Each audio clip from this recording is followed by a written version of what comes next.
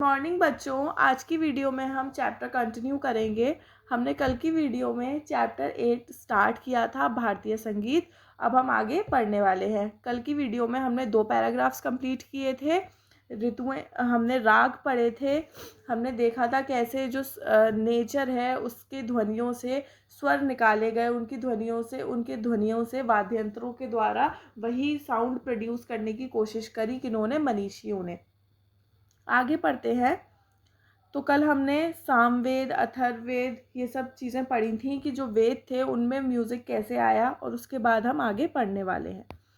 अब जैसे रामायण काल में यज्ञ आदि धार्मिक अनुष्ठानों में सामगान के साथ साथ वीणा, मृदंग, वेणु, मूरज, दुंदुभी आदि वाद्यों का भी प्रयोग किया जाता था। तो अब हमने वेद हो गए, वेद के बाद आया काल, रामायण काल मतलब रामायण के टाइम का पीरियड। उसमें क्या हुआ, जो यज्ञ हुआ करते थे, ठीक है, यज्ञ तो आपको पता होगा, जहाँ पे सब लोग बैठते हैं, यज्ञ होता है, उसमें सामग्री वगैरह डाली जाती है, उसे कहते हैं यज्ञ। ऐसे धार्मिक अनुष्ठानों में जो सामगान के साथ साथ, मतलब जो सामगान हमने कल पढ़ा था उसके साथ साथ क्या वीणा बजाया जाता है, मतलब इन वाद्य यंत्रों का प्रयोग भी किया जाता है। धीरे धीरे प्रतिदिन के क्रियाकलापों तथा उत्सवों से जुड़े विभिन्न गीत भी रचे जाने लगे। तो अब जैसे कि पहले तो क्या होता था कि सिर्फ मंत्रों का उच्चारण किया जाता था, मंत्रों के उच्चारण में ही वही संगीत माना जाता था। लेकिन अब क्या हुआ, आगे आगे मैंने आपको बताया ना, परिवर्तन आता गया। तो नए नए जो उत्सव हुआ करते थे, फेस्टिवल्स वगैरह हुआ करते थे, क्रियाकलाप हुआ करते थे, उनमें क्या हुआ, अलग अलग टाइप का गीत गाने जाने लगा और रचा जाने लगा। मतलब इस चीज़ के लिए ये गीत बजा करेगा, कोई ख़त्म हो जाएगा तो ये गीत बजा करेगा, किसी के घर में किसी के घर का अनुष्ठान हो रहा है, मतलब किसी की ओपनिंग सेरेमनी हो रही है घर की, तो उसका अलग म्यूज़िक, मतलब अलग अलग टाइप के म्यूज़िक आने लगे, रचे जाने लगे। राजसभाओं मतलब राजा की सभाएं और विभिन्न उत्सव त्योहारों में संगीत का कलात्मक रूप देखने को मिलता था। जैसे राजसभाएं होती थी, उत्सव होते थे, त्योहार होते थे, उसमें भी संगीत के विभिन्न प्रकार देखने को मिलते थे। बौद्ध धर्म की छत्रछाया में भी संगीत पनपा।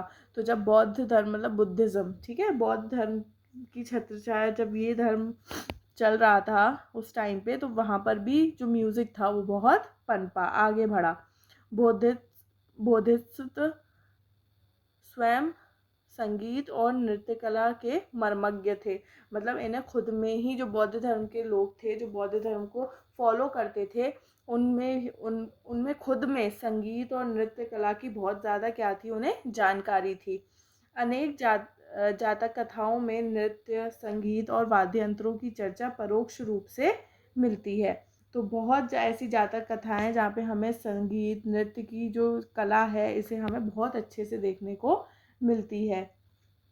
इनडायरेक्ट रूप से मिलती है, लेकिन मिलती है। मौर्य काल में संगीत का खूब प्रचार प्रसार हुआ।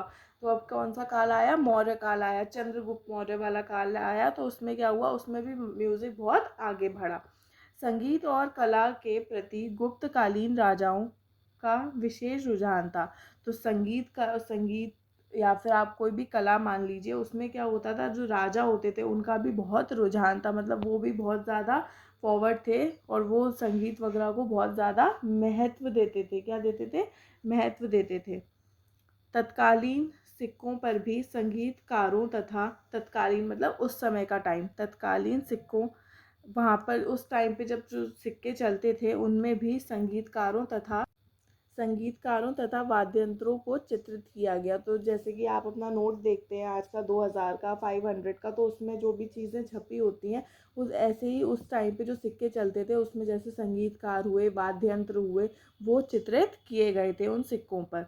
दक्षिण तथा उत्तर भारत में फैले भक्ति आंदोलन में भी संगीत के प्रसार में विशेष भूमिका निभाई। तो दक्षिण और उत्तर भारत मतलब साउथ और नॉर्थ में भी बहुत ज़्यादा क्या हुआ, संगीत फैलाया गया, जो भक्ति आंदोलन होते थे, ठीक है।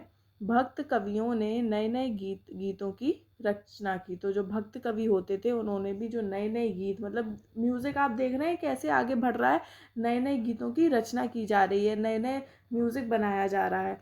कवि जयदेव रचित गीत गोविंद की कृष्ण लीला संबंधी रचनाएं मधुर पदों में गाई जाने लगी। तो ऐसा म्यूज़िक नहीं जो आज चल रहा है, वो म्यूज़िक मंत्रों वाला म्यूज़िक है, ठीक है, जो उन लोगों ने, जो कवि हैं, वैसा म्यूज़िक है, उसे गाने की जो कला है वैसा म्यूज़िक है। यहाँ पे हम कुछ डिस्को की बात नहीं कर रहे हैं, उस टाइम पे उसी टाइप का म्यूज़िक चलता था। तो जहाँ जैसे कि आपने उसमें पढ़ा है जीके में, जयदेव ने क्या लिखा था, गीत गोविंद, ठीक है। तो उन जो कवि थे जयदेव, उन्होंने गीत गोविंद लिखा था, जिसमें उन्होंने कृष्ण लीला से संबंधित रचनाएं बहुत मधुर पदों के साथ लिखी थी, लेकिन वो गाई जाने लगी बहुत अच्छी तरीके से, बहुत सुरों के साथ गाई जाने लगी। मुस्लिम शासकों के भारत आगमन से परंपरागत भारतीय संगीत का स्वरूप बदलने लगा। अब क्या हुआ, जब मुस्लिम आने लगे, तो जब उनका शासक चलने लगा, तो भारत में जैसे परंपरागत जो म्यूज़िक चलता आ रहा था बहुत पुराने टाइम से, उसका जो रूप था वो बदलने लगा।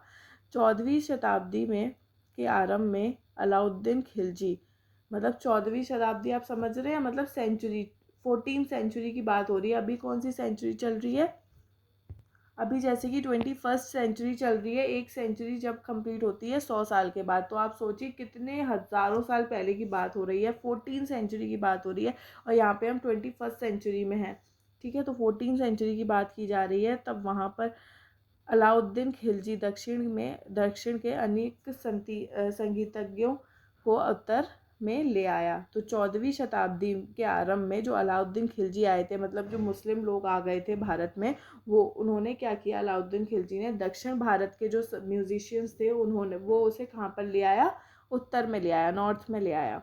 उसके दरबार में अमीर खुसरो जैसे महान संगीतज्ञ भी थे। तो उसके खुद के दरबार में भी बहुत अच्छे अच्छे म्यूजिशियंस भी थे।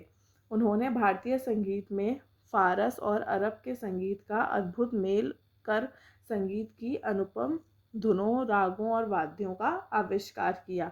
तो अब क्या होता है, जब हमें कोई और चीज़ नहीं मिलती है और हमारे पास पहले से ही वो कला है, तो हम सोचते हैं कि हम उसके साथ मिलके या उसके साथ कुछ टैलेंट और लेके कुछ नया आविष्कार किया करें। तो ऐसा ही हुआ। उन्होंने भारतीय संगीत से क्या लिया, फ़ारस और अरब के संगीत का अद्भुत मेल किया। फ़ारस मतलब फ़ारसी हो गया, ठीक है। तो ऐसे चीज़ों का मेल किया, ठीक है। और उसके मेल के बाद उन्होंने संगीत को एक नया आविष्कार किया, संगीत का, उनकी धुनों को, रागों को, वाद्यों को मिला मिला के। 15वीं शताब्दी में ग्वालियर के राजा मानसिंह तोमर ने संगीत की तत्कालीन समस्याओं पर विचार करने के लिए समय समय पर गोष्ठियां आयोजित की। तो अब 15वीं शताब्दी आ गई, तो जब ग्वालियर के राजा थे मानसिंह तोमर, उन्होंने संगीत के तत्कालीन समस्या, मतलब उस समय पर जो संगीत को लेके जो समस्याएं चल रही थी, उनका विचार करने के लिए बैठक बिठाई, मतलब मीटिंग रखी। संगीत की ध्रुपद शैली के विकास में राजा मानसिंह का विशेष योगदान रहा है। मतलब जो संगीत की जो विकास हुआ है संगीत का, उसमें उनका बहुत बड़ा योगदान रहा है। उन्होंने बहुत ज़्यादा उसमें योगदान रखा है, मेहनत करी है उसमें, और उसके लिए समझा है।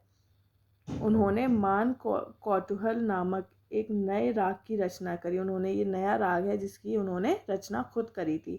कहा जाता है कि मुग़ल बादशाहों के शासनकाल में तकनीकी दृष्टि से संगीत का बहुमुखी विकास हुआ। तो अब क्या हुआ, टेक्निकली ऐसा कहा जाता है कि जब मुग़ल बादशाह चल रहे थे, उनका जब शासन चल रहा था, तो तकनीकी दृष्टि से बहुमुखी, मतलब बहुत सारी दिशाओं में विकास हुआ तकनीकी दृष्टि से। मतलब अब क्या हुआ, जो विकास हुआ वो टेक्निकली हुआ। मध्यकालीन भारत में सुल्तान हुसैन शर्की, उस्ताद नियामत खां, तानसेन, बैजू बासरा, बावरा जैसे महान संगीतज्ञों के अथक प्रयासों के फलस्वरूप संगीत अपने नए नए रूपों में खूब पनपा। तो अब ये क्या हुए, ये म्यूजिशियंस नए आए जिसके द्वारा संगीत की और ज़्यादा क्या हुआ, संगीत पनपा, और ज़्यादा संगीत में टेक्निक आई, और उनकी नई नई रचनाएं हुई, नए नए राग, नए नए स्वर निकाले गए। अंग्रेज़ों के आगमन के पश्चात भारतीय संगीत कुछ दशकों तक सर्वथा उपेक्षित रहा। तो अब जब अंग्रेज़ आए भारत में, ब्रिटिश आए, तो उसके बाद क्या हुआ, जो संगीत है उसको वो थोड़ा मतलब रुक गया, उसका जो संगीत पर ध्यान कम देने जाने लगा जब अंग्रेज़ भारत में आए तब। तो आज की वीडियो में हमने इतना पढ़ा है, कल हम और आगे पढ़ेंगे। ठीक है बच्चों, और हम कोशिश करेंगे कि आपको हम नई नई चीज़ें अच्छे से समझाएं इस चैप्टर में और बहुत अच्छे से आपको ये चैप्टर समझ में आए। कल मिलते हैं न्यू वीडियो के साथ, तब तक के लिए बाय बाय बच्चों।